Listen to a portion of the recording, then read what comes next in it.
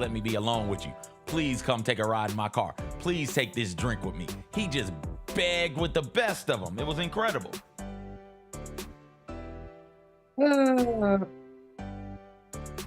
Life. What a time to be alive.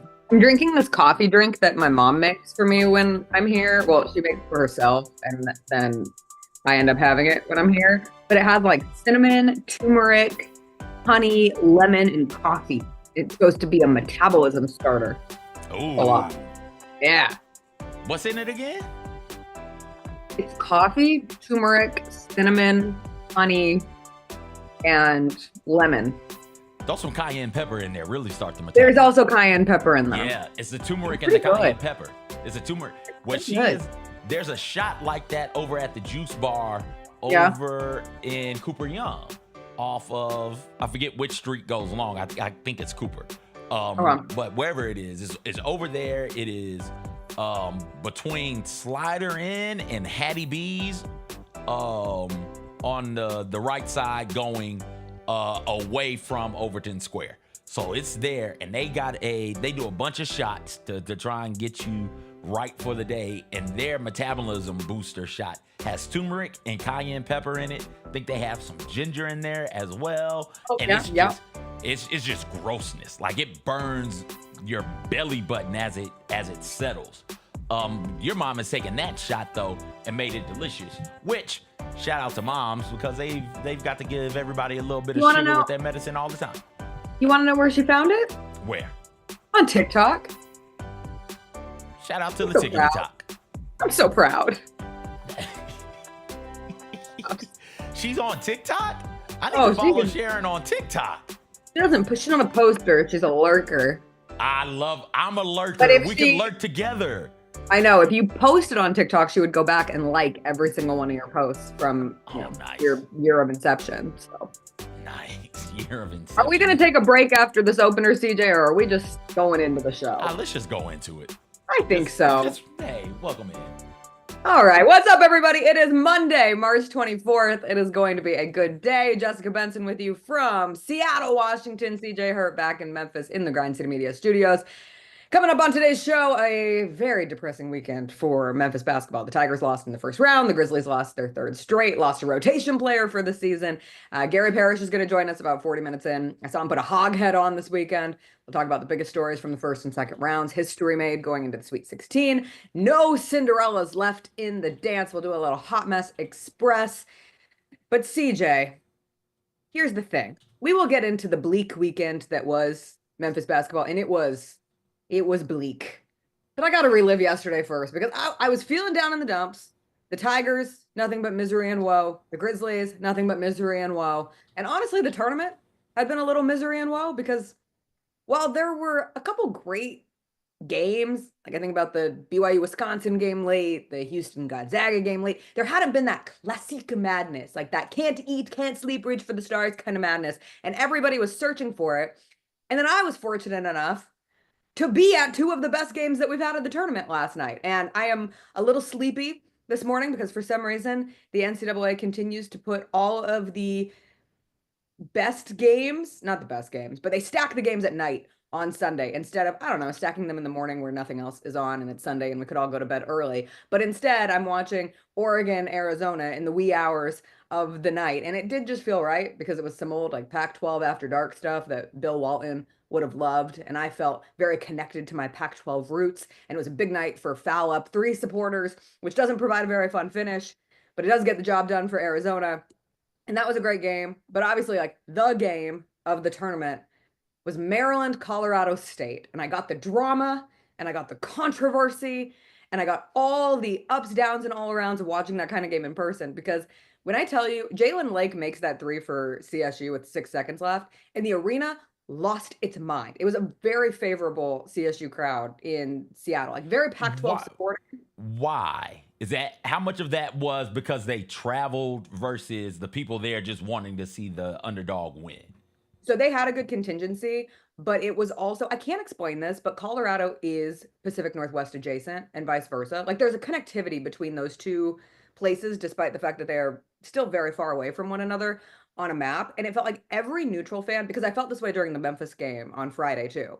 Every neutral fan in that arena was pulling for Colorado State, and every Oregon and Arizona fan who was there waiting for the second game to start was pulling for Colorado State. And I do think a part of it is the underdog nature of it.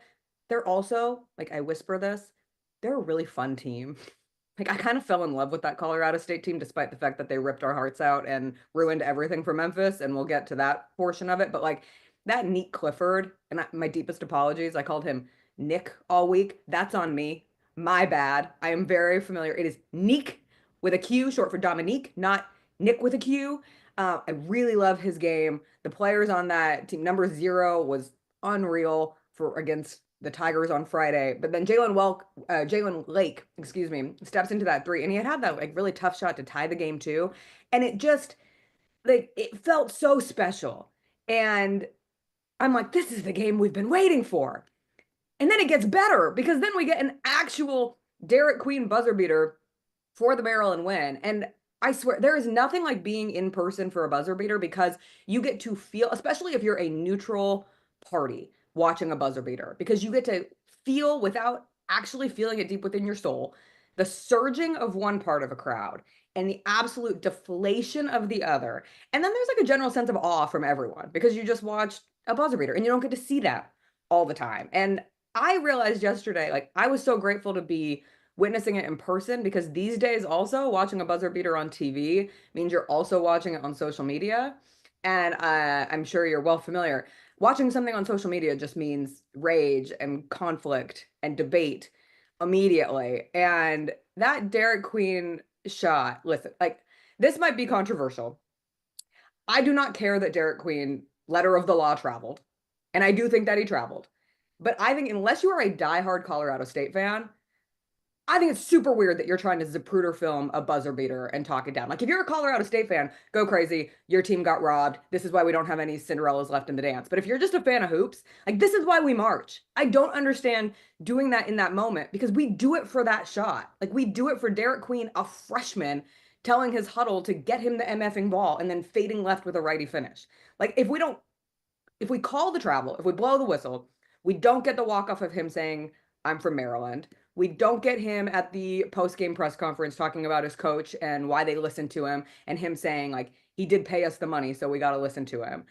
I just, if you would rather be celebrating a game ending on a whistle, I don't understand you. Unless you are a Colorado State fan. Like, that's the only way it makes sense to me. I mean, rule is what the rule is. If you travel, you travel. I turned it off. Shot goes in. I turned off TV and start doing other stuff. I don't think he travels. I'm not sure. I'm trying to go back and watch it. I didn't see any replays of it. I saw it when it happened. It was like, oh, that's good. I'm done. I'm out of here. 1, 2. If that's Like, your where's initial where's the travel supposed to be? Is it So on the when he catches it or he after he gathers puts with the his ball? right foot down, and Okay. that's his pivot foot.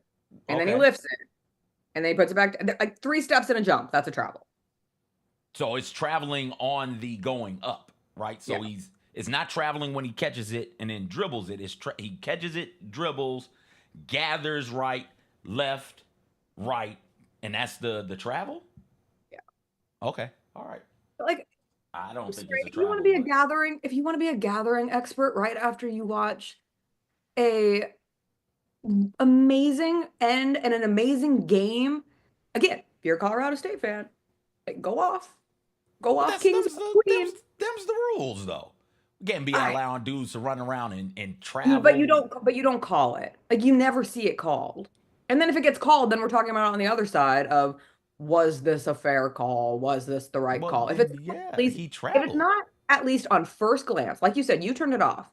And being in person, I didn't even think about it. Yeah. Like, I got to revel in it for about 15 minutes before my cousin, who I was at the game with, said, I think he traveled on that final buzzer beater. And then I get on Twitter and then I'm like, oh God, this is a horrible place to be. Let me be back into the beauty that is just sitting in an arena and appreciating one game ending and waiting for the next to begin. But it was an awesome game. Like, it is crazy though, because if we don't have that game winner, like, let's say they do call the travel, then the biggest narrative coming out of this weekend doesn't happen. Like, the narrative that there are no Cinderellas, that there are no mid-majors left in the tournament, because if Colorado State advances, then they're like, here, you are Cinderella, you are the underdog, you are the team that we aspire to have exist every Sweet 16. And Which way instead would we you rather have it? Oh, I love Cinderellas. Of course I would rather have a Cinderella. But I loved watching a buzzer beater. So like for me personally, I'll take the moment over the setup of next week. And it does set up some incredible games. And I can't wait to talk to Gary about this, because it's very quickly turned into a NIL has ruined everything. But my first take was conference realignment has changed so much, because when you look at the Sweet 16, like you have 7 SEC schools, and so the top half of the SEC like performed, stepped up, gets it done. Then you have 4 Big 10 schools and 4 Big 12 schools, and then the ACC with Duke. But like BYU would have been a West Coast Conference team a year ago, and Houston would have been an American team 2 years ago. And so you look at these schools that used to be in one place, even Arizona would have been a Pac-12. So there you have a fifth conference that would have been represented if the tournament was last year. So I understand the concept, and I think the concept is very real, but I don't know if it's one fault or both fault or neither fault, and this is just a one-off and things will return to the traditional madness that we know and love. Like it's too early to tell. But in the meantime, yes, of course, I would always rather have one small school. Like Arkansas, not going to cut it for me. Arkansas is not the Cinderella. John Calipari, he doesn't wear glass slippers. Like it doesn't work that way, you know?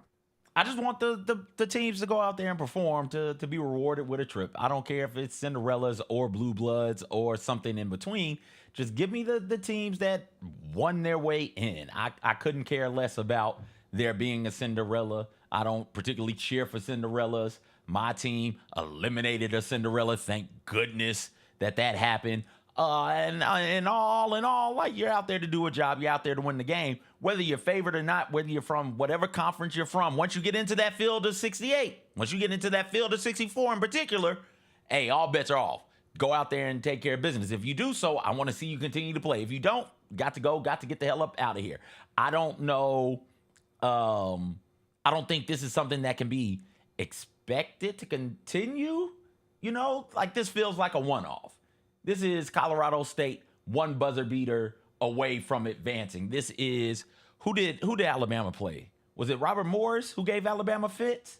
Oh yeah. Yeah, Bryant gave was it Bryant? No, it was New Mexico. New Mexico gave Michigan State Gave fits. Michigan State in the Right, first like half. Yeah. there are moments when that type of stuff happens, and this year, the higher seeded team, and by higher I mean the worst seeded team, wasn't able to quite get the job done. But it's not like it was an easy path for all of these teams coming through. Michigan could have very easily lost to whichever California school they played.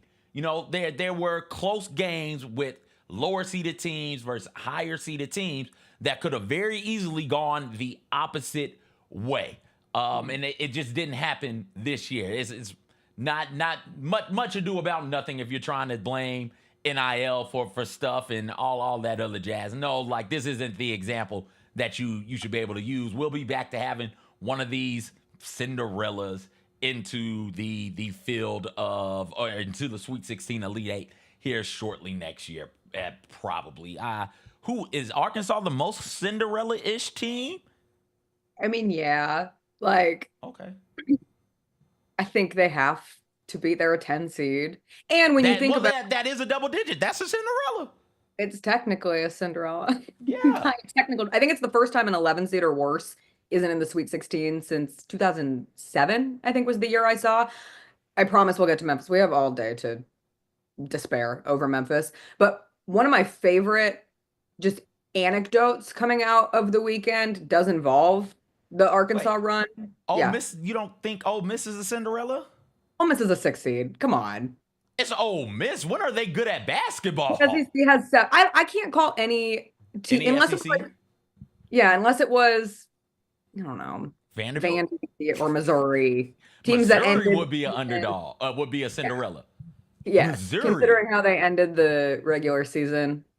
But they've been good at basketball before. How many trips to the Sweet 16 does Ole Miss have? I'll look that up. Look it up. While you do that, I do find the Jack Gohlke butterfly effect to be one of the most interesting things or examples that we've seen of like one action causing a hell of a reaction. Because if Jack Gohlke doesn't go off for Oakland against Kentucky last year and Kentucky doesn't lose to Oakland, then is John Calipari still the head coach at Kentucky?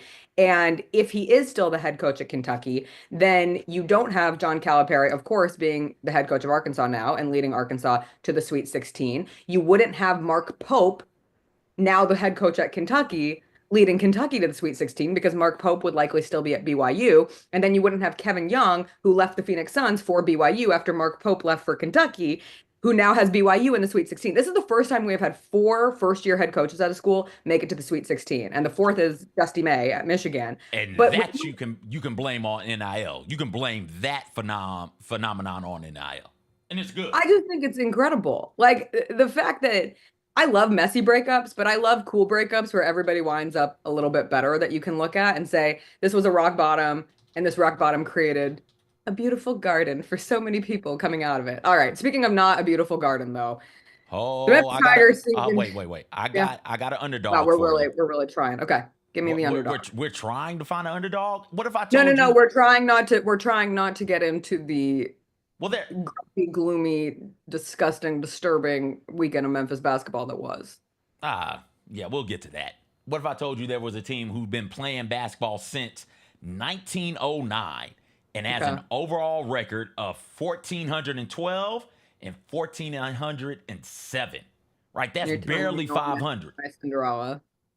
They've only got, this is only their second trip to the Sweet 16 ever. That is your Cinderella. Because if Wichita State was a 6 seed, Wichita State in this field would be a Cinderella, wouldn't they? Even though Wichita State has a bunch of success. If Memphis as a 5 seed had made it too, but they don't. It's hard for me to give any team in the SEC the Cinderella stamp. Like it just means more, and it just means more. It means the fairy godmother doesn't have to come visit you because you're already pretty blessed. Like you're not living in the cellar. You're not like picking ashes up off the ground. You don't have evil stepsisters. You are the evil stepsister if you were to SEC. Jessica, this is if you're gonna say Ole Miss is the evil stepsister, they got to be the ugliest evil stepsister ever. How many tournaments? How many tournament appearances? They don't call them the beautiful ugly. They don't call them the beautiful stepsister. How many tournament appearances do they have? They're perfect. How many tournament appearances do you think they have? 4. 10. Okay, I really understand that. They've got 4 trips to the second round, though. Right? Okay. Like this isn't a good basketball program. Is my point. This is okay. So I think that makes it even worse.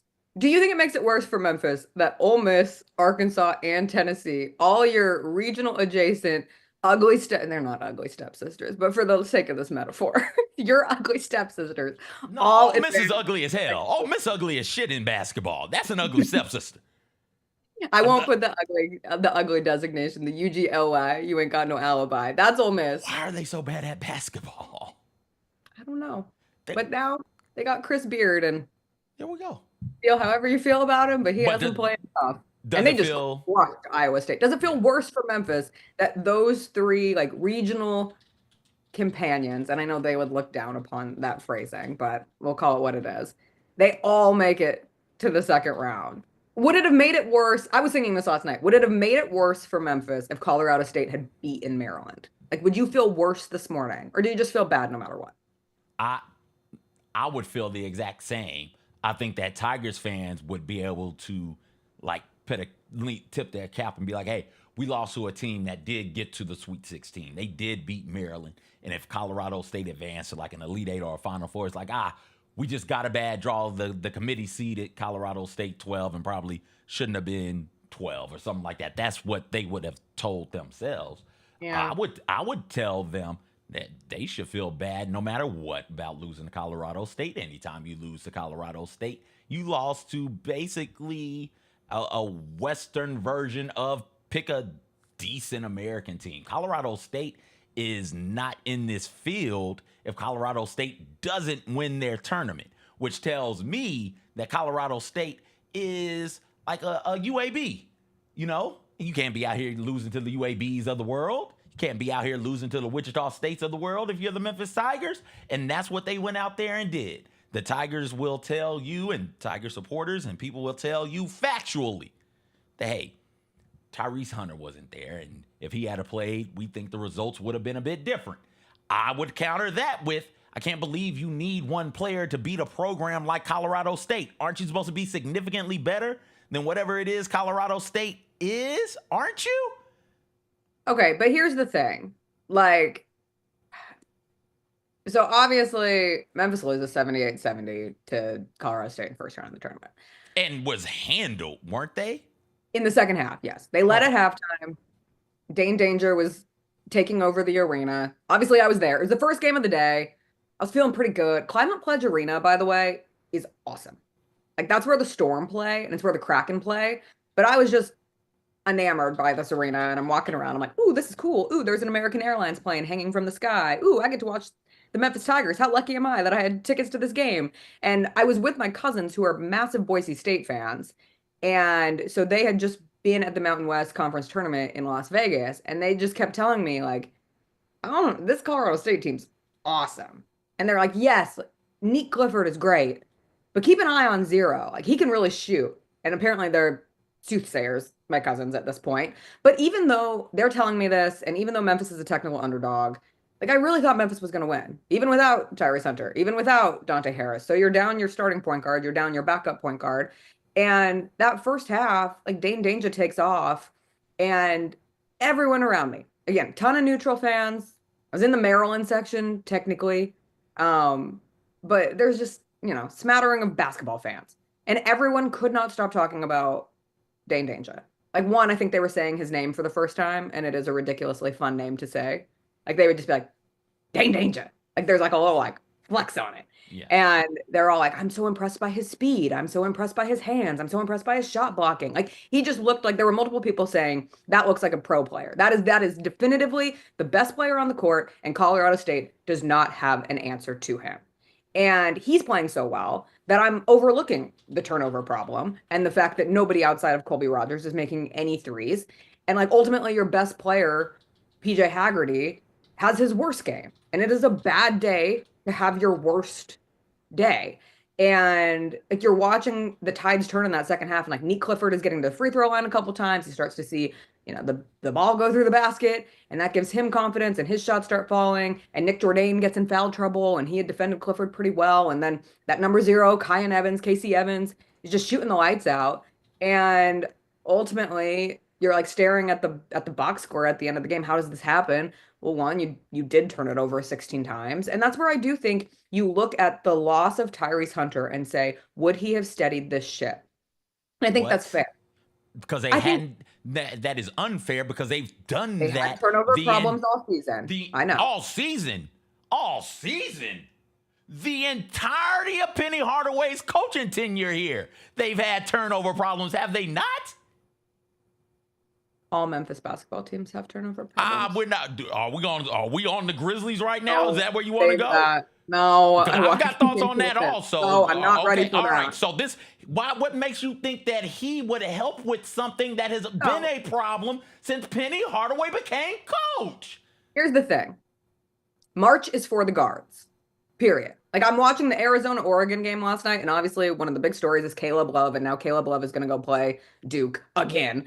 And Caleb Love has had the ups, the downs, everything in between. He has had a roller coaster ride of a season. But March Caleb Love is different than any other iteration of Caleb Love. Like, you just get to this point where teams with great guard play flourish in the tournament.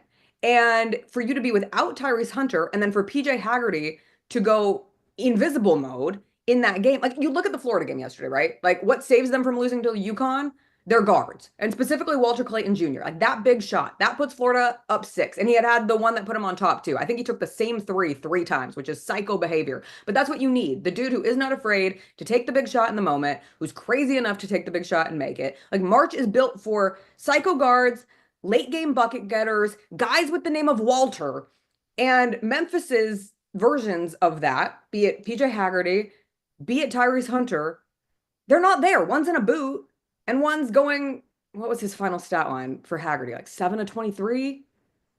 Might have been worse. He was 1 of 8 from 3. Yeah, But 7 for 23. you don't get those big moments. And like for Well, me, that's what Memphis faltered. It's not that Dane Danger got contained down the stretch. It's not that Colorado State changed anything significantly up defensively. Yes, they were packing the paint and trying to make it more difficult for him, but your guards didn't show up, and that's who you need to carry you. Otherwise, you don't get an opportunity like Derik Queen has, where he's backing down for the nice little finish, and your big guy gets the moment. But why is Maryland even in there?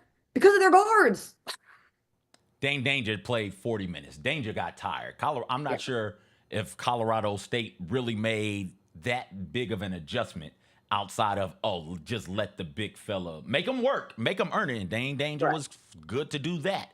But eventually, if you can't sit him down for a breather for 3 or 4 minutes without your team falling completely apart, then late in the game, when you need a bucket, you can't go to the guy who's capable of giving you a bucket. 1. 2, PJ had an opportunity to have that moment. He didn't.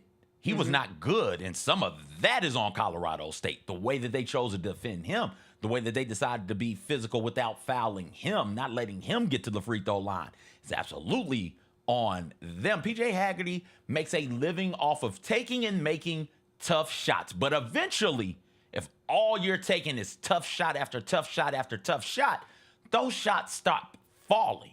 They do. And I don't give a damn who's out there for the Tigers. You could pick the best point guard of all time, whoever your best point guard is. Throw all the best point guards out there. Throw Magic out there. Throw Jerry West out there. Throw who was another really good point guard. You can throw Steph out there when he was running around with Davidson. It would not matter. It wouldn't. This Tigers team would still find a way to turn the ball over at an alarming rate.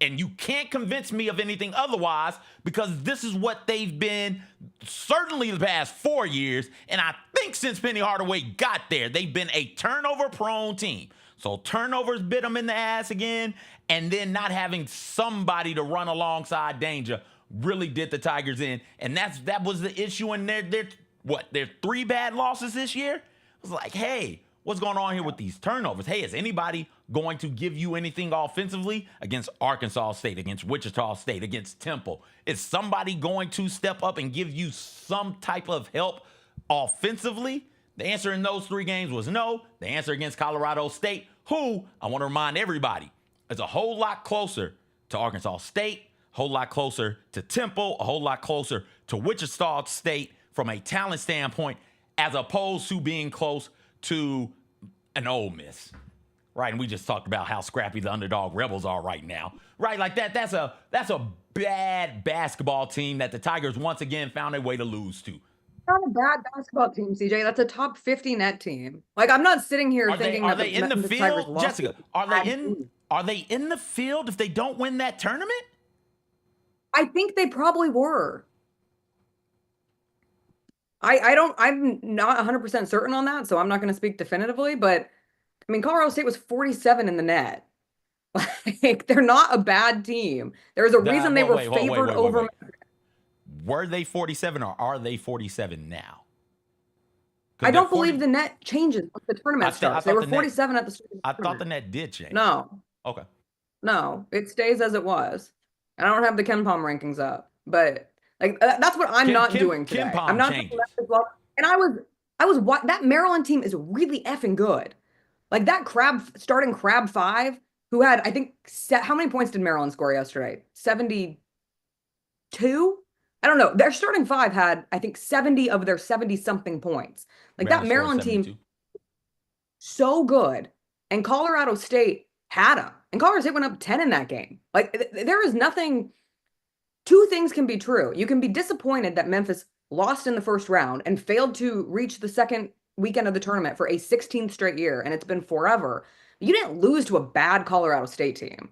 Like, that's a well-built, well-coached team. If Maryland had a loss to that Colorado State team, they should have felt bad about losing to that Colorado State team also. Right? If anybody loses that Colorado State team who's worth their weight in basketball, you feel bad about losing to that team.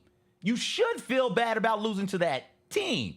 You're a effing 5 seed. Throw the 5 seed, 5-12 curse out the window.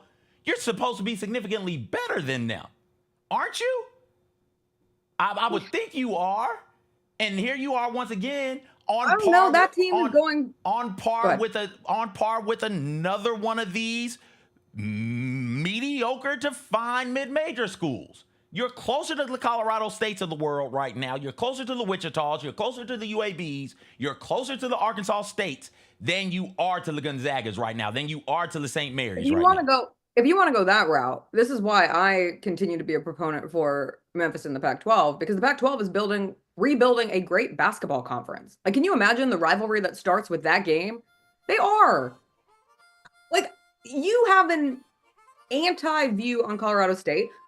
Fine, appropriately so, because they've played in the Mountain West. But they were one of the teams that got a lifeboat out to the Pac-12. They are going to the Pac-12. They will be in a conference with Gonzaga. They will be in a conference with Boise State. They will be in a conference continuing with San Diego State. Those are good basketball schools. With Washington State, with Oregon State. Like that, next year when we're talking about this, I don't know what the status, like how we will define the Pac-12 in 2026 once it starts. If we're talking about the second weekend of the tournament and what conferences are represented. I'm not sure we're saying the Pac-12 immediately is a power conference, but it's something different than what the American is. Anyway, my biggest thing, I understand the loss it was horrible and it felt bad.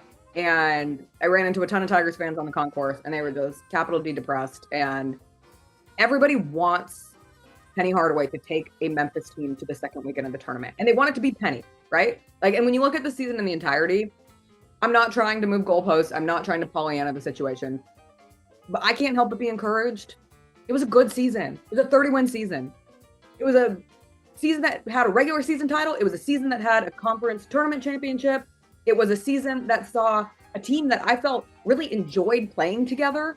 Like the connectivity between the players and Penny Hardaway, listening to Dane Danger's comments after the loss, I thought were really illuminating just in how they all get along and how they all really enjoyed playing basketball together, successful basketball this season.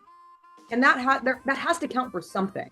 Like you can be upset that they don't get to the Sweet 16. Absolutely. I'm not trying to move the goalpost. That was the goal. Penny would tell you himself, like, I know I have to be better. But you can't just say the season was for nothing. Like, it was a fun, successful season until it wasn't. I will echo that sentiment. Got a conference regular season title and the conference championship in the tournament. Won 30 games. That's a good season for anybody. But that season for Memphis can't conclude with a loss like they took to Colorado State. Right? That's all I'm saying. That loss is disappointing. You should feel bad about that loss. The season as a whole, Penny Hardaway took another tangible step forward. Right? Like we talk about, hey, is he a good coach? Is he not? I think he's a good coach because every year at the end of the year, for the most part, last year, I think being the lone exception, I think it's, hey, they took another step, and here's something tangibly that I can point to that shows that. Conference title, regular season, conference tournament championship, 30 wins. Hey, that's good coaching right there. But you can't lose to Colorado State. That's my whole point. They're the 12 seed. You're the 5 seed. It was an upset, but don't call it an upset because Memphis was actually an underdog. Anyway, we'll get into this with Gary Parrish. He's going to join us on the other side. He has been working his tail off. He's on CBS until like 2 a.m. Eastern time last night. We'll catch up with GP when we come back.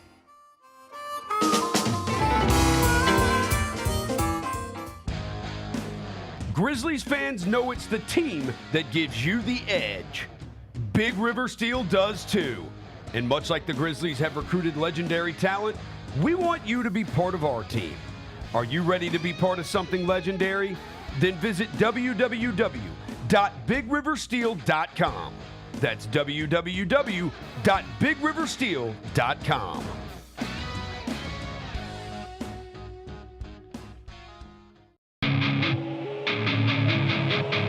Our fans have a huge impact on our ability to play to the level that we're striving for. Drop off, Durant. Oh!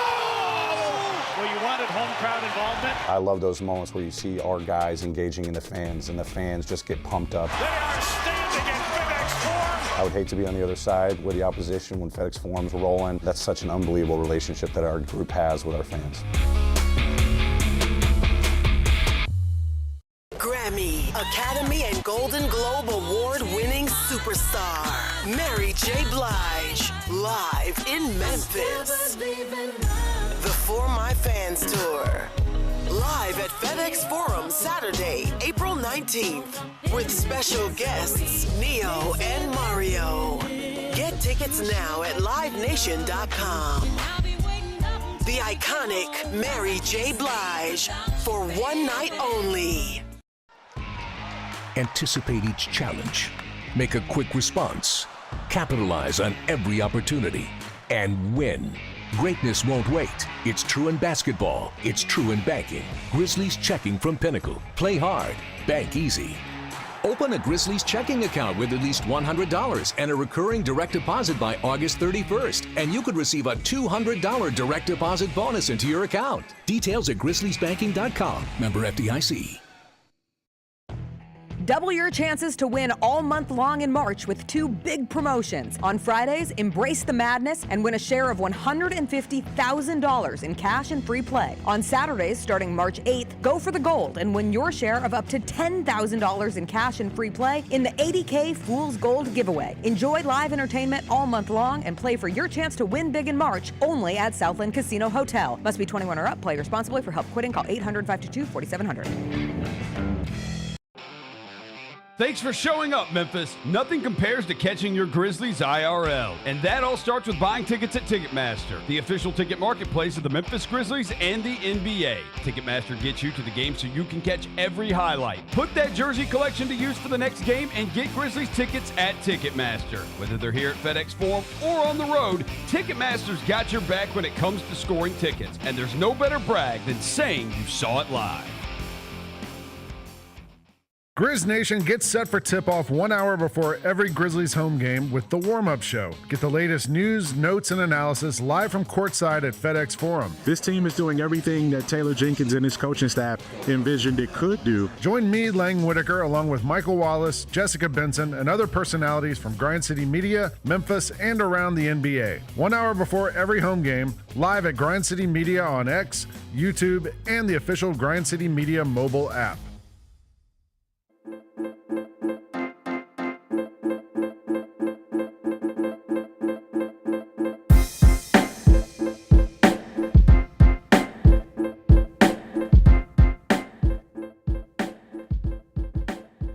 Welcome back. It's Monday. It's the Monday coming out of the first and second round. So Gary Parrish, who joins us every Monday, host of the Gary Parrish Show weekday mornings at 10 a.m. on Grind City Media.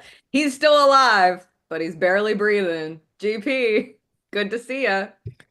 Good to see you. How you doing on this Monday?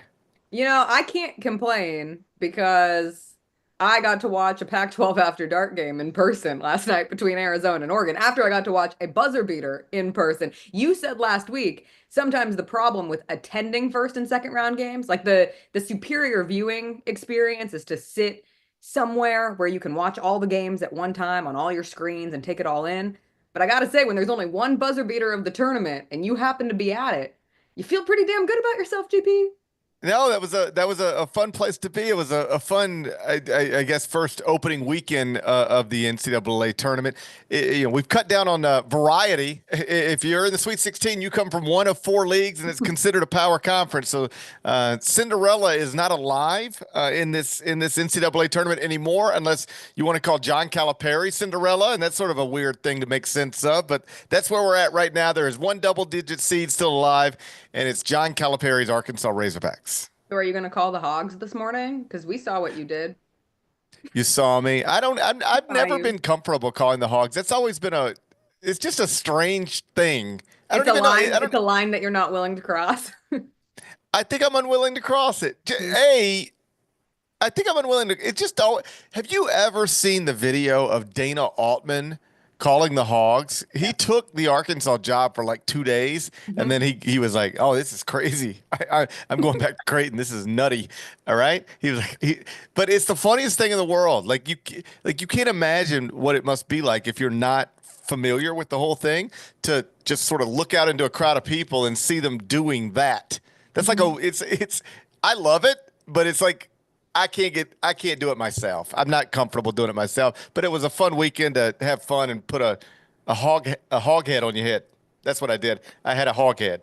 Yeah, it's so funny. You cross a lot of lines, and so Mhm. calling the Hogs, that's really significant for you to say You- that's where it ends. yeah, Jess. Everybody's got to have boundaries, and Yeah. that's where mine are. I've humiliated myself in a variety of ways over the years, but calling the Hogs on national television is not going to be the next way. All right. So CJ had me in a real dark place for myself personally. He had me defending Colorado State in the last segment as not being a bad team that Memphis lost to. And as somebody who grew up really not loving the teams that broke off from the 16 team whack and formed the Mountain West, not to reveal old family secrets, but we called them the hated Mountain West Conference in our household, the HWMC. And Colorado State, growing up in Colorado, Colorado State and Air Force Academy took a large brunt of that internal hate, just being in the state where those schools were. But I liked that Colorado State team, GP. I did not like what they did to Memphis, but you tried to warn us when this seeding came out that this was a very good Rams ball club led by one of the best players in the country, Nick Clifford. Ultimately, how do you feel about that Memphis loss as we sit here today, looking at Colorado State, then competing with Maryland, ultimately falling, but Memphis' season comes to an end? Listen, Colorado State had won 11 straight games, or before, I guess yesterday, I think Memphis was 11 straight. It's a good team from a good league that, was led by an NBA player. So they checked some boxes that made them obviously dangerous. You just look at the point spread at tip-off. Memphis was an underdog in the game, despite being a 5 seed in the tournament.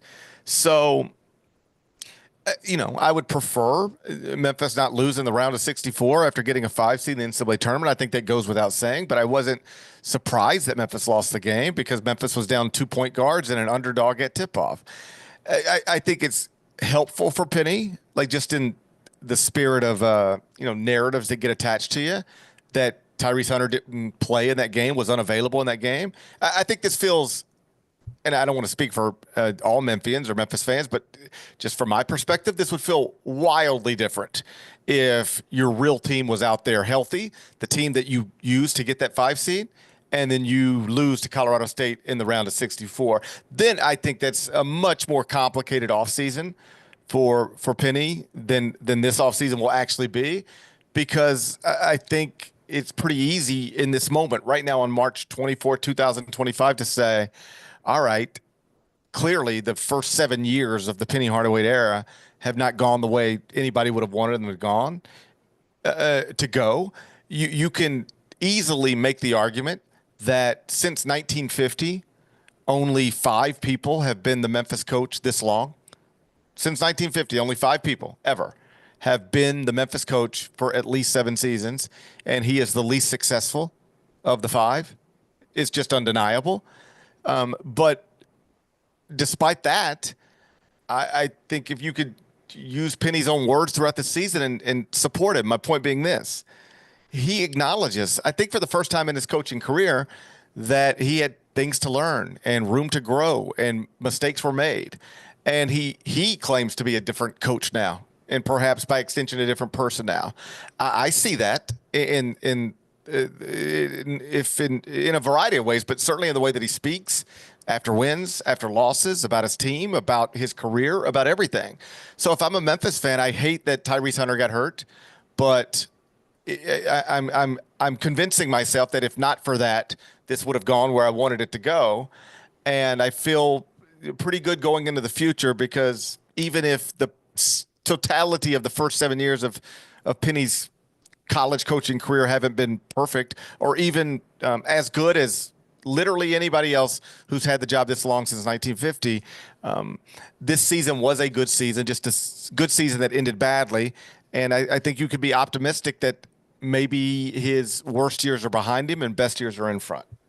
Yeah, and for all but 16 teams, like your season that, by all means, to get to the NCAA tournament, a lot of good seasons, and they end badly. But I do agree with you. There are more reasons to be encouraged by this ending than endings of years past, and be it the changes made to the coaching staff that were widely criticized timing-wise at the beginning of the season, but then proved to set up a more stable situation at Memphis, the way the players have responded to Penny. The transfer portal opens today, Gary.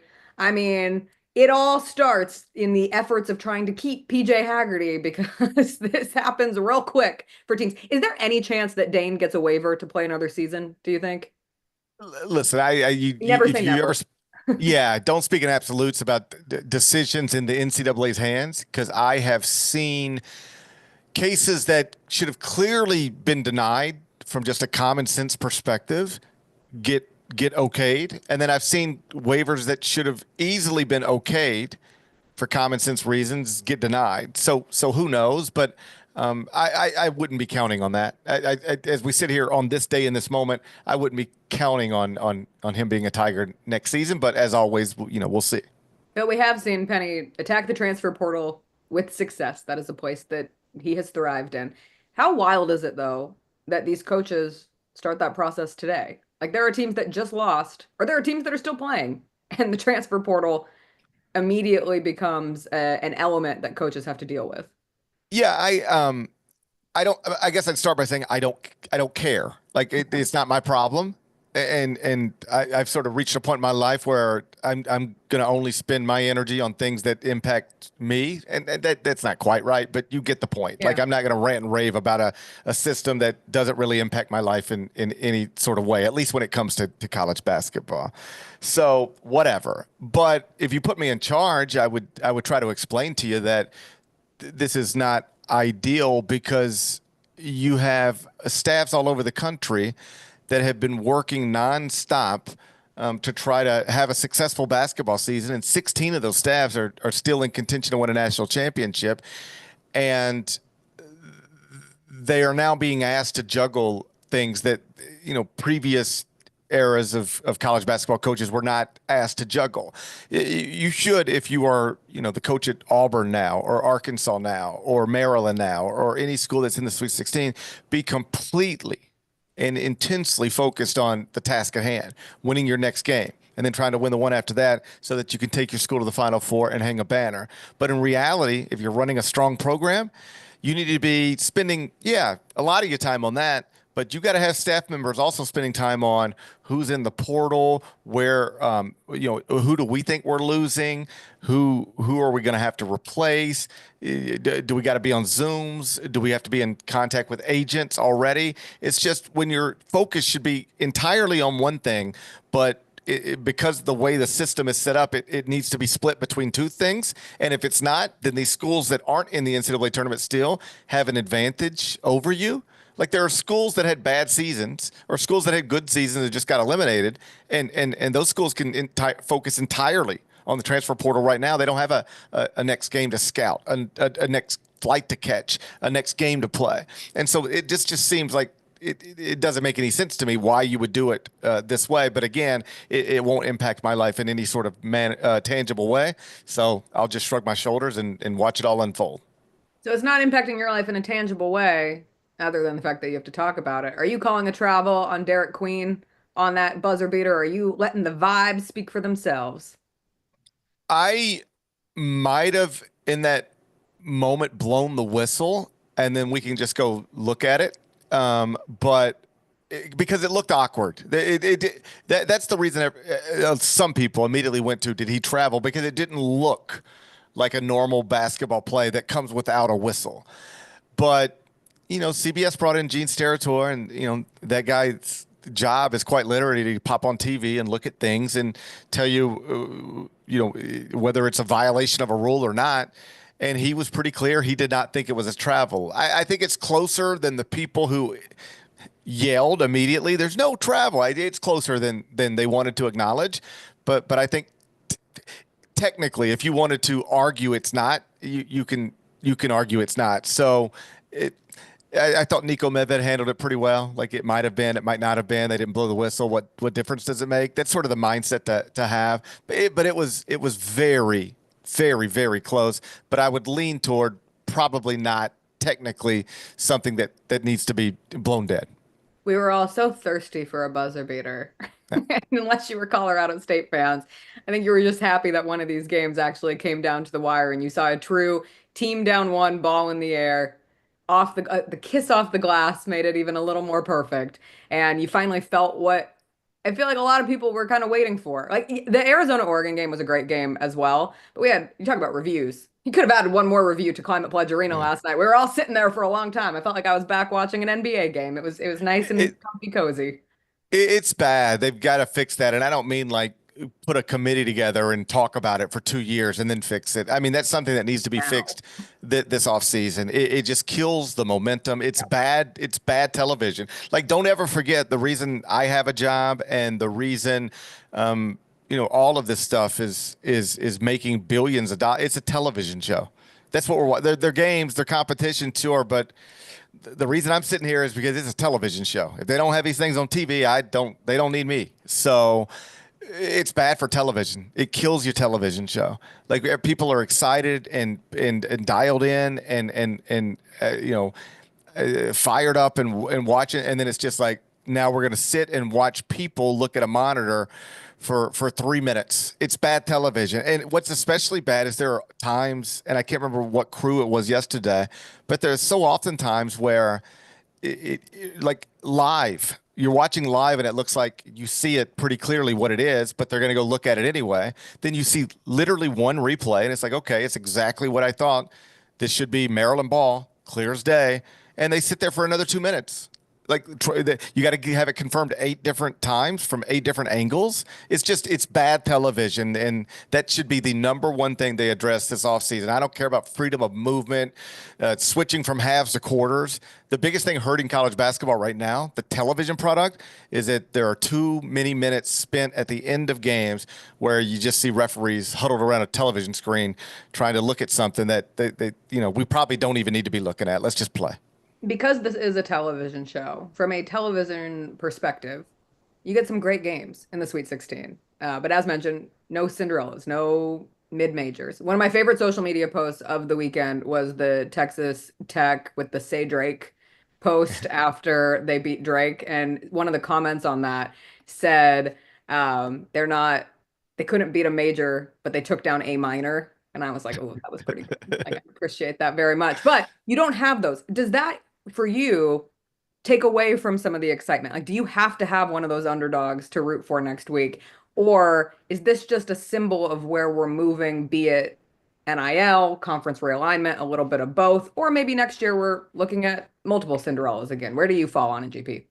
Okay. To answer the first question, I don't need Cinderellas in the Sweet 16. You know, what history tells us is that these great Cinderella stories, they're typically one-win stories. Yeah. You know, they're typically, you win the round of 64 and then you lose in the round of 32 and that's it. What history also tells us is if those Cinderellas are lucky enough to actually get to the Sweet 16, you know what happens to them now? They get knocked around a little bit. Like, eventually it ends badly. I can remember Florida Gulf Coast. You know, I was there in Philadelphia. They won 2. Biggest story in the sport. And now they're going to play Florida in the Sweet 16. This is amazing. Boom, you get blown out. St. Peter's, if you remember that a few years ago. They go to the Elite 8. They got there, boom, blown out. At some point, you know, the clock hits midnight, so to speak, and it ends badly. So I can tell you this, from a how many people will watch perspective, the network executives never want the Florida Gulf Coast still in this thing at this point. Yeah. You want big brand on big brand, like Michigan. That's what you want. But how good is Michigan? Who cares? It's Michigan. Like, that's what you want to put on TV. Big brand. So this is fine with me, and I don't know that it means all of the things people are insisting it means. And what I mean by that is there's only 4 conferences still alive. This is the smallest number of leagues still alive in the Sweet 16 in the history of the tournament since it expanded to 64 teams. And it's just the 4 biggest conferences. It's the SEC and the Big Ten and the Big 12 and the ACC. And so I was asked about this last night. Like, is this a byproduct of NIL and transfer waivers? You know, the rich get richer, the poor get poorer. And here is evidence of it. Look at the bracket. There's none of the little guys left. And in fairness, it might turn into that, like where it's an undeniable trend. And it's like, yes, that's exactly what this is. But this is one season of this. And I don't know that it means anything other than it's just something that happened. For instance, if St. John's, if Rick Pitino doesn't bench the Big East Player of the Year for the final 5 minutes of elimination game for reasons that don't seem to make sense to anybody but Rick. I mean, maybe he could convince Nico Harrison to understand it, but like those are two men who have just made decisions that nobody else seems to understand. Like if Rick doesn't do that, then maybe we have a Big East team in the Sweet 16. So that's 5 different conferences. And, oh, by the way, if Derik Queen doesn't bounce one off the glass last night or get called for a travel, then we got a Mountain West team in the Sweet 16. So that would, if you combine it with St. John's, give you 6. And so now we're not even thinking about this. If Gonzaga doesn't fumble that final possession. Yeah, right. You know, then you get a West Coast. Now we're at 7, and that feels normal. So I think what has happened in this bracket is, for now, you can reasonably just say it's just something that has happened. It doesn't mean anything more than that. Sometimes in this world, things just happen. And if you're looking for more meaning behind it, you're wasting your energy. Right now, I'm willing to settle on that. But if we look up in 5 years and we're still, in this system, and more often than not, it's just the power conferences left, and the MVCs and the Mountain West conferences and the AACs just cannot compete anymore. Then I'll acknowledge that an already unbalanced playing field has gotten more unbalanced. But for now, I think it's just something that happened. Before I let you go, was there any moment from this weekend off the court in terms of physical basketball play that was your favorite, be it a press conference moment or a moment at a game? I won't ask if it was Dan Hurley telling Baylor that I hope they don't F you like they F'd us, and then also crying. The duality of Dan Hurley on full display this weekend. But was there a favorite moment for you? I do like that everybody got to see Dan cry and get real emotional, because it's easy to call him emotional. That's the word people go to. That guy is too emotional. Yeah. And what they mean by that typically when they say that is, he's crazy on the sideline. He's ranting and raving and jumping and screaming. And those are emotions, sure. But disappointment's also an emotion. Frustration is also an emotion. Hurt, sadness, those are emotions. And I think he could check any of those boxes at any time and within 20 minutes of each other. He's, by his own admission, I'm not telling secrets now, a complicated guy. He's dealt with, just stuff that his childhood wasn't easy. He had parents who loved him, and that's a great place to start. But when people are always telling you you're not as good as a player as your brother and not as good as a coach as your dad, like just being told constantly you're not as good as these other people who live underneath your roof, that's not easy for a young person to deal with. And Dan still carries around a lot of that stuff to this day. Like, he's going to be in the Naismith Memorial Hall of Fame, and he still does not think of himself that way. Despite what he might say in a moment of whatever, he still battles all of that stuff. And so I'm glad that folks got to see that. I know that side of Dan Hurley.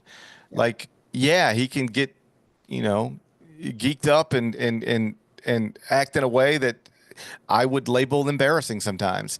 But he also, like the other stuff you saw yesterday, the tears and the hurt and the sadness, that's all real too. That's all just as real as the other stuff that drives people crazy. But I would say that my favorite press conference moment, Phil Martelli Jr., I don't know if you saw this.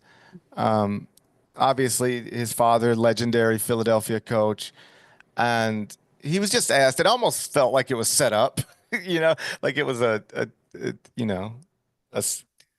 it was a pretty open-ended, how much does your family mean to you question in a press conference after a loss in the NCAA tournament. He talked for about 2.5 minutes. And I'll say this, whether it was set up or not, he delivered, man. He knocked it out of the park. We talked recently about watching these actors and actresses walk up on a stage and acceptance speeches, and just, how do you not do better than that? You just won an award for acting. Can't you act like somebody who just won an award and give me some great words? I don't know why that's so hard for them, but it wasn't hard for Phil Martelli Jr. He just talked about being able to enjoy all of this from different perspectives. First, being a child, watching his father have NCAA tournament success and failure, and then also now being the coach whose sons and daughters are watching him go through this same stuff, and the sacrifices families have to make when you, as a family, take on that lifestyle. I just thought it was great. Him talking about his wife and talking about his kids. And I tweeted it. I think, I don't know, it's some point between sleeping Saturday and Sunday. So if anybody's interested, you could hear he said it in his own words better than I'm describing it, but I think it's pretty easy to watch that young man speak about the people who are most important to him, and if you tear up a little bit, that it's probably understandable. Yeah, if you want to do a double tier, the Mount St. Mary's coach talking about how hard of a business it is for husbands and fathers while sitting next to his son, and then his son at the end saying, "This has been the best week of my life," is one of the sweetest. And it's true. And we see like Rick Pitino loses with St. John's and is in the stands for New Mexico watching his son coach the next day. A lot of connectivity there that I thought was very sweet. GP, best of luck to you, buddy. Enjoy the rest of your work day. Oh, it's going to be the best. Work everything. It's going to be the best day ever. I can't wait to experience it. Hey, you travel home safely. I'll see you soon. Thank you. We'll see you later, GP. All right. Bye-bye. That was Gary Parrish. Gary Parrish Show coming up next on Grind City Media. We will take a quick break. We will come back. We will wrap up some tournament talk about a couple of the women's scores. I don't know what is happening with the cameras right now, but it is club vibes. We also have to say an RIP to a massive sports legend who passed away over the weekend. And we'll talk about the Memphis Grizzlies. Oh, what a brutal weekend when we get back.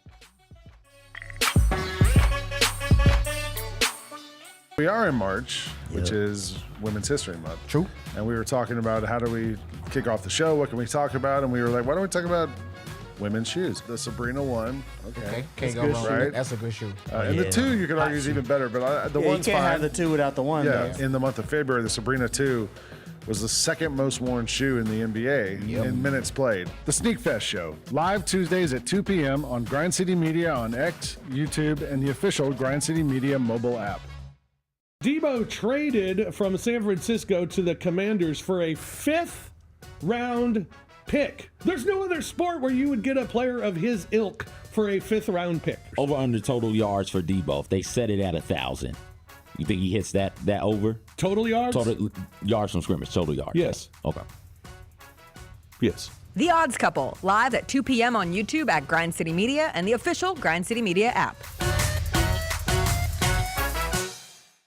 We had big classic news from the Southern Heritage Classic last week when it was announced Arkansas Pine Bluff and Alcorn State will be the 2 classic participants. Being a part of the classic is a big deal. It's the 3rd year for UAPB and the 1st year for Alcorn. So I'm just glad we were able to get it done. Get all of your HBCU sports and culture news by tuning in to HBCU Huddle with CJ Hurt and Mike Wallace. New episodes drop every Thursday on grindcitymedia.com, YouTube, and Spotify. Let's face it, there's a lot of trash talk in basketball, but the great teams let their performance do the talking. Like Ford F-150 with Pro Power on board, a class-exclusive industry-first feature that turns your truck into a mobile generator and leaves the competition speechless. Ford F-150, official truck of the Grizzlies. Greatness starts here at your Mid-South Ford dealer. Class is full-size pickups under 8,500 pounds, GVWR. Can't wait. It's time to get it popping. It's going to be crazy. The fans are going to be loud. We need just energy. Back to Jared for the flush. We're going to need, the Forum rocking. We're going to need, everybody in Memphis to be out there to come to support. When the fans are good, we're good. Simple as that. A Bain 3. Yes, sir. Desmond Bain with ice water in his veins. We'll ride the energy together.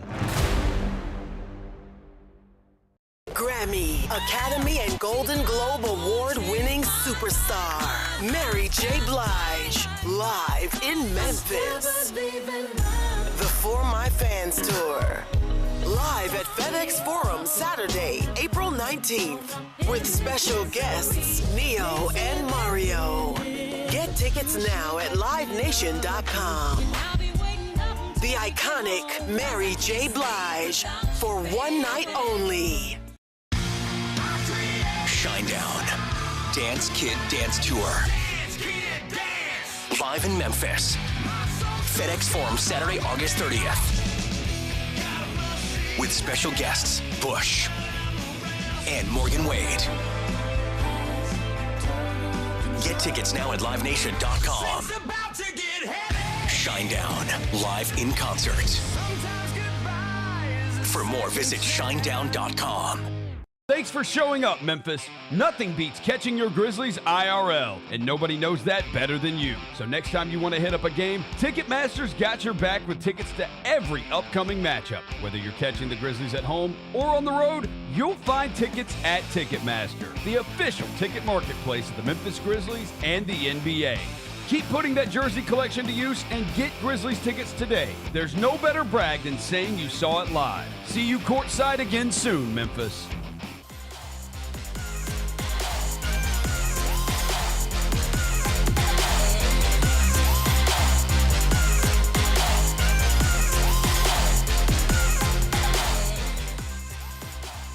All right, welcome back. Before we get into the Memphis Grizzlies of the weekend, and we have all today, all tomorrow to talk about the Grizzlies, did have to mention that we lost a legend over the weekend. George Foreman passed away.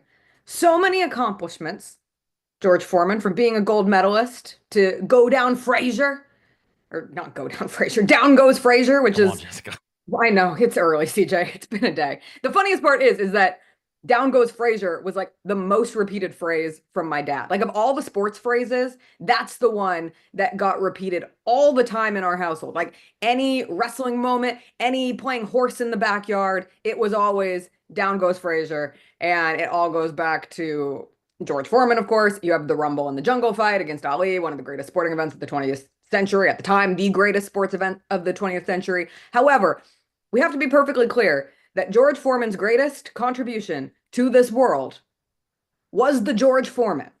Like, period. I think you're showing your age, right? If you lived through George Foreman. George Foreman was a heavyweight boxer back when being a heavyweight boxer was like the thing to be. I think he was. Where was he on the ESPN all-time top 100 list? I think he was like in the 30s and then 100 best athletes all time. I looked that up. Like, George Foreman was that dude for a different generation of people. You and I weren't alive for that, though. You and I were there when he was 40 fighting Holyfield and that type of stuff. And I think he fought Lennox. We only saw the highlight. He was well outside of his prime by then.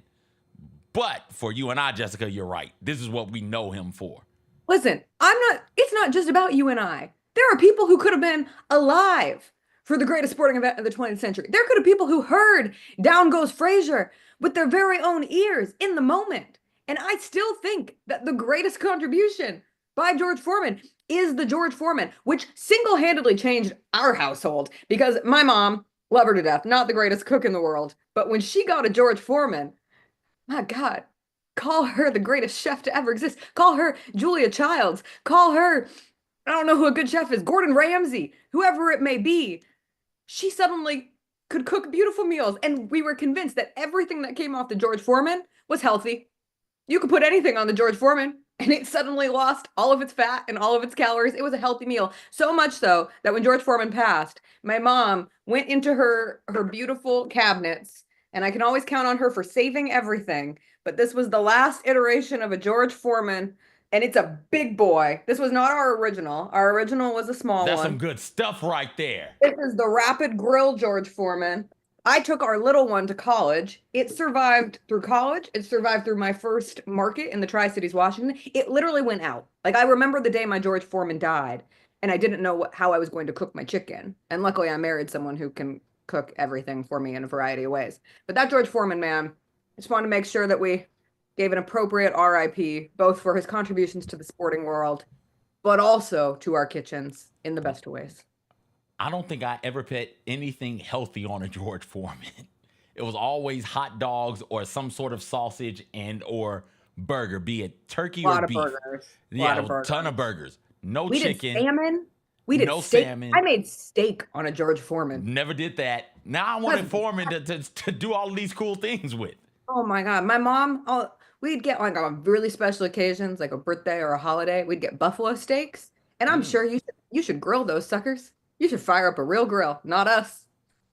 Put those on the George Foreman and no complaints over here. Cook them perfectly, medium rare, straight off the George Foreman. I do feel, unfortunately, air fryers have taken a bit of the George Foreman's pizzazz away. Like, I haven't used my Foreman in a long time. My mom hasn't. We use the air fryers, but in honor of George, Bring back the Foreman grill. All right, it is 7:15 Pacific Coast time, 9:15 Central Standard Time. The Memphis Grizzlies had a nice double gut punch over the weekend, CJ. I watched the Grizzlies Clippers game on Friday night. In real life, I was watching Oregon destroy Liberty in like 10 seconds flat. I think they went up 25-4 in the opening minutes of that game. I was watching these dudes dressed like the founding fathers who looked like they were at a bachelorette party in Washington, D.C. They got real sad real quick.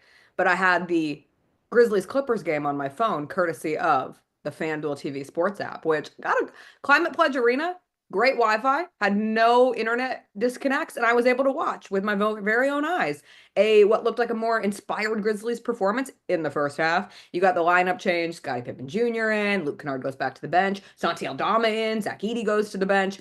Energy seems better. Santi's hitting threes. They're mixing it up defensively. And then the second half came and we were driving home and my mom was doing play-by-play for me because it was raining really hard, so I couldn't really hear. My mom's keeping me posted. It's not going very well, CJ. She's saying James Harden, he's carving him up. She's saying, who's this Bogdanovic guy? I'm like, oh, that's Bogdanovic. And she goes, I don't like him. I said, I don't think anyone's going to like him after this night. And ultimately the Grizzlies, they lose another game, which is a bummer. They have lost 8 of their last 13 games. They do play the Utah Jazz tomorrow, but in case 3 games in a row and the vibes weren't bad enough, you get the return of the dreaded Grizzlies PR tweet bomb on a Saturday evening and find out that Brandon Clark is out for the season, which is just a gut punch. Like, in terms of most important players for this team this year, you have Ja, you have Jaren, you have Dez. You could argue Santi Aldama is maybe 4th most important. I think you could argue that Brandon Clark is the 4th most important player on this team. And what he gives you from the versatility of your bigs, what he gives you on the defensive end.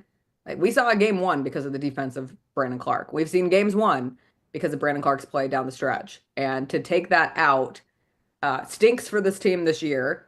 I hate it for Brandon Clark. I was around a ton of Gonzaga fans this weekend, and they are eternally cheering for Brandon Clark. And they were just sick thinking about the fact that this is now 2 season-ending leg injuries. When you go back to the Achilles, you lose a season with that. Then you have a PCL, and that is the official diagnosis, a PCL sprain.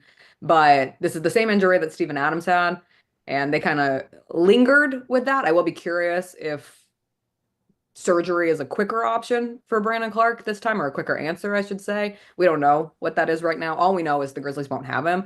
And nothing has made me feel less optimistic during this period of tough times for the Grizzlies than that news. Yeah, I've been wanting the rotation to be shortened for the entirety of the season. And it's shortened now because of necessity and not because of choice. And in my shortened rotation, Brandon Clark played a pivotal role because he is so versatile defensively. He allows you to play multiple different coverages on that side of the court and not really lose anything. Brandon Clark, you say, hey, Brandon, switch out onto a perimeter player. He can do that. Hey, Brandon, play drop coverage. He can do that also. Hedge, recover. Like, he can do all of those things because he's a tremendous athlete.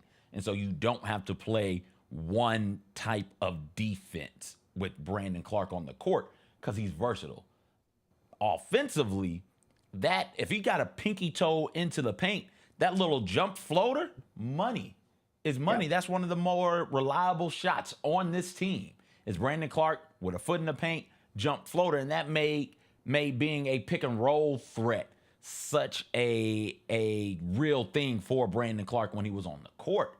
He caught the ball. We've seen some of the bigs struggle with the catching and gathering of the ball. No, you could throw the ball to Brandon in traffic near the paint. He catch it, maybe one dribble, maybe not, and he could go straight up into it. And you need somebody like that in the rotation. He's not now. So the big rotation, I'm hoping that it stays short. I'm hoping that they say, all right, this is what we got. We got Jaren and Edey and Santi. And If they get in foul trouble, we'll go to some of these other guys. But right now, that's who we're going to have to trot out there. And that's who we're going to have to rely on and lean on. Let's start game planning around what it is that makes these three players good and what makes these three players work together at a high level. It's going to be difficult because Zach Edey can only do drop coverage. And even in doing drop coverage, you're still able to get shots that you want with Edey on the court. Got to find something to do schematically to help that sort of thing out. But all in all, man, it's just tough losing Brandon Clarke again for second season with this season-ending injury. Yeah. And like obviously Santi gives you offensive versatility, but he has struggled a bit on the defensive end. And there's just Brandon filled a lot of spots. And ultimately too, being one of the best lob finishers for Ja. Like you want Ja to have as many different options when he's running that offense. And Brandon Clarke was someone who was drafted at the same time. Their chemistry was there. It's not good. Speaking of Ja, hopefully he's back tomorrow against the Utah Jazz. This Utah Jazz game, we talked earlier this season, like, oh, is this the biggest game of the season? When I think it was the third or fourth time playing the Rockets at home. And then it transitioned to, okay, well, that was the most important game of the season. And then the first time the Thunder came to town, I was like, is this the biggest game of the season?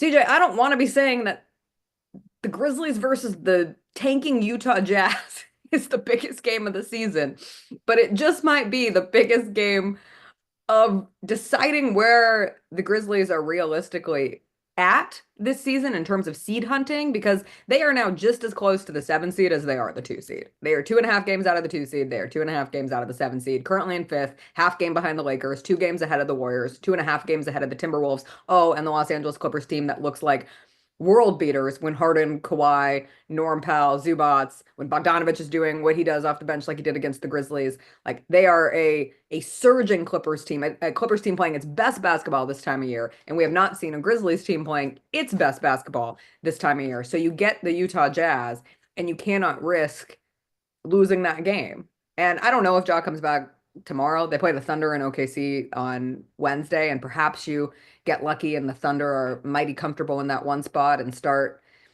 playing around with how much they're playing their stars. And by mighty comfortable in the one spot, what do you mean? Like they've got the one spot locked up. Yeah, they clinched. Like there's no question. I mean, they've been mighty comfortable in the one spot for 3 months. Yeah, it felt like all but a formality that the Thunder were the 1 seed coming out of the West. But you get to this point where it's like, you know, how much are they trying with continuity and chemistry and consistency versus giving some of their stars a little bit of rest, because we are 70 plus games into the season and this is where people get tired. All that said, every game is critical for the Grizzlies, and this upcoming homestand with the Lakers, the Warriors, and Celtics is critical for the Grizzlies. There is still just as much of a realistic chance that they chase the 2, maybe more likely the 3, then they fall into the play-in. But the play-in tournament is a risk. It's a real risk. And so you look at a game like tomorrow and you got to start figuring this out. Like you said with the Brandon Clarke news, you're going to need more from Zach Edey. You're going to need more from Santi Aldama. Oh, no, that is not what I'm saying. No. You got what you got from Zach Edey. You got what you got from Jalen Wells. You got what you got from Vince Williams Jr. You got what you got from Scottie Pippen Jr. Maybe Gigi comes back. You got what you got with Gigi Jackson. What is he, the second? Over the weekend. Is he the second? Gregory is the second. Gigi Jackson. They are what they are.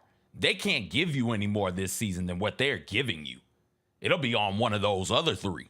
And preferably on all 3 of the other 3, because we've seen one of the other 3 go off and still lose. We've seen 30-plus point triple-doubles wasted. We've seen 40-point heroics wasted. It'll be, hey, one of you needs to go for 30, 10, and 10, and one of you other ones need to go for 40. Like, that's what it is. That's what this thing is built around. It's built around those 3. Shit hit the fan, we'll all be like, it's this reason, it's this reason, it's this reason. I'm telling you now, no matter what happens, if shit hits the fan with this Grizzlies team, it'll be, for me, Ja's fault, Dez's fault, Jaren's fault. That's where the money is. That's where the talent is. Those are all NBA type dudes.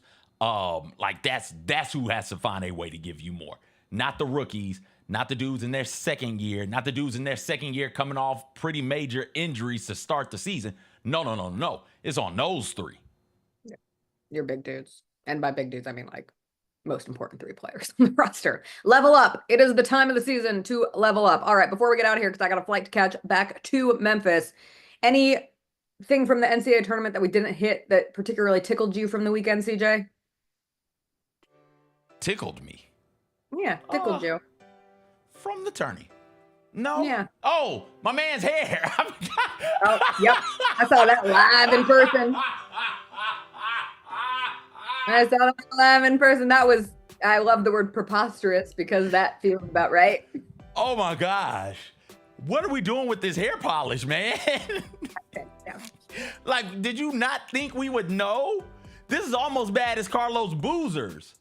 Right? And Carlos Boozer's wasn't bad until he started sweating and then it started running down his face. This is bad, and my man's not even sweating. That's Liberty's basketball coach out there like that. Saw some pretty good women's games. Felt like if Norfolk State had a different type of jersey on, some of those foul calls in the third quarter would not have been called on them. And they would have been able to go out there and upset Maryland. They gave them all that they wanted. We saw some crazy women's scores though, which we always do. Like, tis the season for what sometimes almost feels like a humiliation ritual for the 16 and 15 seeds. Like South Carolina beat Tennessee Tech 108-48. Duke beat Lehigh 86-25. Then you had two teams held to 25 points because USC beat UNC Greensboro, where they only scored 25 points. Notre Dame beat SFA 106-54. Tennessee beat USF 101-66. Texas beat William and Mary 105-61. UConn beat Arkansas 103-34. And then LSU beat San Diego State 103-48. It felt like every time I saw one of these, I was like, oh, this is gonna be the wildest point differential of the tournament for the women's. And then another one would level up. It was insane. Watching that USC game, Juju forever. We love Juju Watkins. She was probably hurt and probably should have sat, but by God, do they need every second of her, even in a game against UNC Greensboro, which is a little scary going into the rest of this tournament. I did love that the Wisconsin BYU comeback seemed to be spurred by the hit in the nuts. Like everything changed. Nothing like getting hit in the testicles, man. Everything changed. Do you think, thinking this while watching, you get hit in the nuts, you should be allowed to hit the person who hit you in the nuts back. And then it's fair, square, even Stevens, we move on. Was it on purpose? Like, if you hit me in the nuts on purpose, yes. If it was on accident, I think you kind of gotta take it from there. If it's 50-50 or above, like if you're sitting here thinking, oh, that was a bit of a cheap shot, you got to give the cheap shot back. It's the only fair way to embrace the sport. Here's what we'll do. If it's 50-50, you got to spin around in a circle 20 times, and then you get to take the nut shot. So maybe you get there, maybe you don't. Oh, I like that. Adding and you can put your head on a baseball bat. Yep. And just spin around in the circles. Yep. I think that's pretty good. But if it's on purpose, I'm with you. We should, like some of those Dylan Brooks shots, some of those Draymond Green shots. Absolutely. No technical foul needs to be assessed. Just stand there like this. Opponent, come up, kick them. Let's see, and we keep it moving. The end of the Houston Gonzaga game was like peak college basketball. 5 guys get crowded in a corner. Whoop! Yeah. Oh, God. Ridiculous. It was a good day for 5 seeds in the women's tournament also. Yep. Three of the 4 or 5 seeds knocked off 4 seeds. So you had Ole Miss topping Baylor. You had Tennessee beating that school in Ohio. And then you had Kansas State knocking off Kentucky. So shout out to all the 5 seeds on the women's side. And we've seen the Geico pig commercial now 975 million trillion times. That's not the commercial bothering me now. And Which one's bothering you? Have you seen the Bateman commercial? Yes. I hate it. That's the one on my nerves right now. Hate it. I can't escape it. Who's the woman in it? SZA? No. Like SZA's what in Marvel character? I know, but what? Catwoman is in it. Two-Face is in it. Poison Ivy. Poison Ivy. It's the part with Poison Ivy. By the time we get to that, every time I'm like, I don't do this. Yeah, no. But I did appreciate, I know we showed the Texas Tech tweet. My second best tweet of the college basketball weekend was the Arkansas men's basketball team saying the pig will continue until morale improves. And if we are calling Arkansas the Cinderella of the tournament, the fact that this is the tournament of the pig, because we can get the pig on every single channel, TBS, TNT, CBS, True TV, that thing is going wee all the way home. And that is what I am doing. I will be back in studio tomorrow. It will be a Grizzlies game day. Mike Wallace will join us. We'll get all into the Grizzlies as we embark on these last weeks of the regular season. DJ, I'll see you tomorrow morning. Fingers crossed. We're going through Salt Lake City. I forgot you travel today. We're traveling. All right. I'll see everybody then. Have a great rest of your Monday. I hope you know whether you're going through Detroit or Dallas. I'm going through Salt Lake City, okay?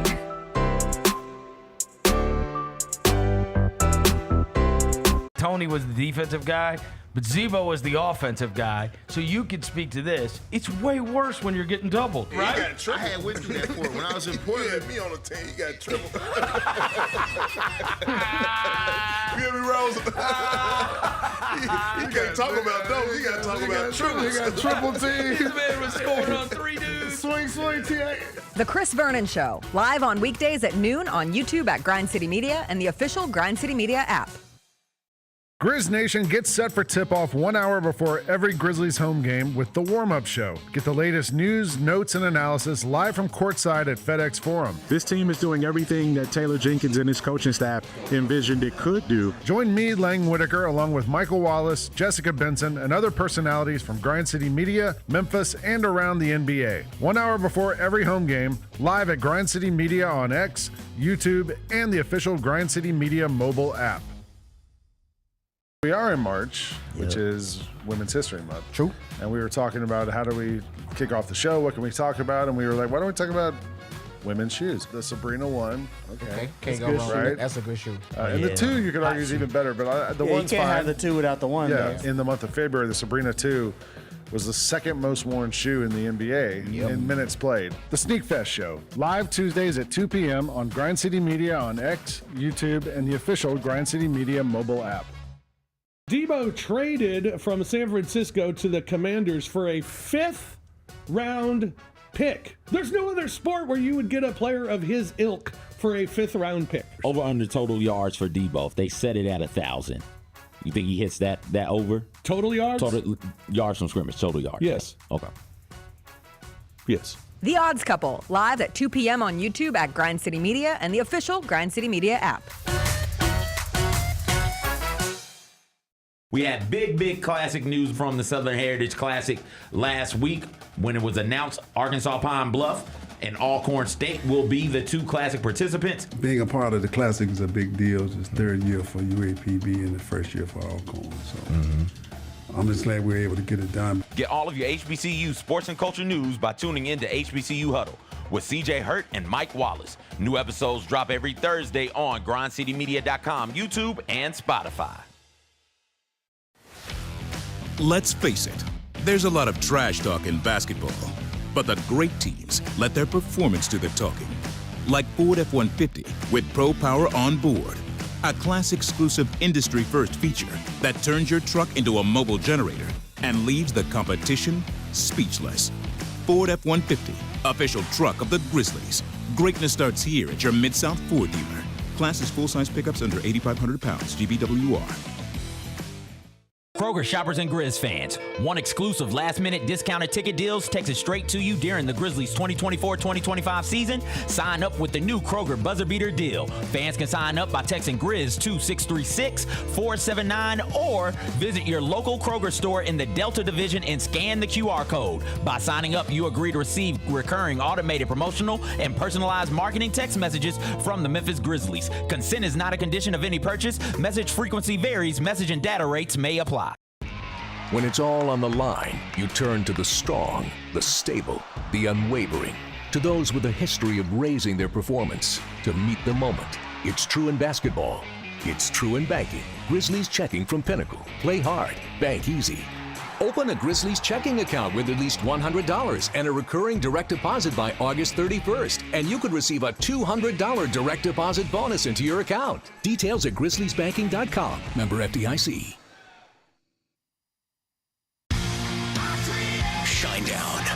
Dance Kid Dance Tour. Live in Memphis. FedEx Forum, Saturday, August 30th.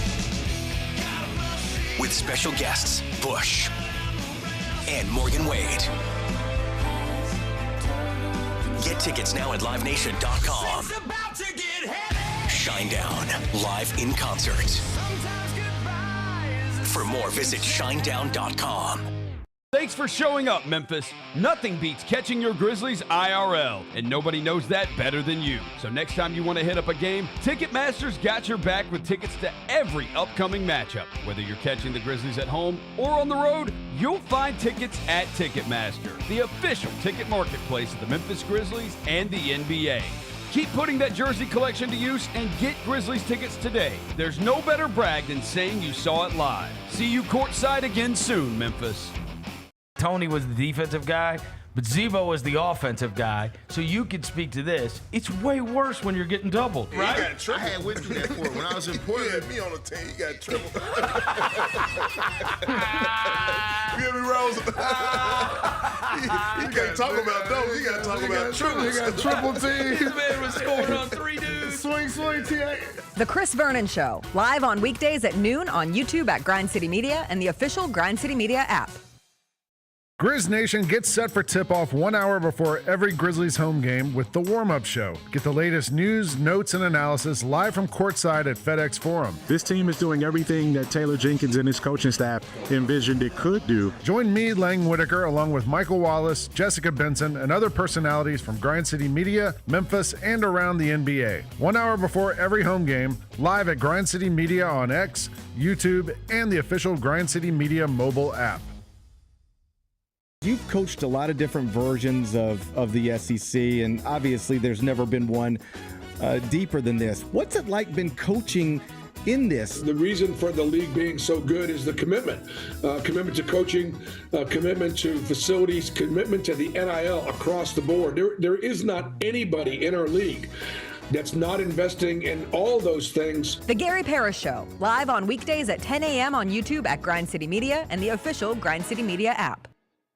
Debo traded from San Francisco to the Commanders for a 5th-round pick. There's no other sport where you would get a player of his ilk for a 5th-round pick. Over under total yards for Debo. If they set it at 1,000, you think he hits that over? Total yards? Total yards from scrimmage. Total yards. Yes. Okay. Yes. The Odds Couple, live at 2 p.m. on YouTube at Grind City Media and the official Grind City Media app.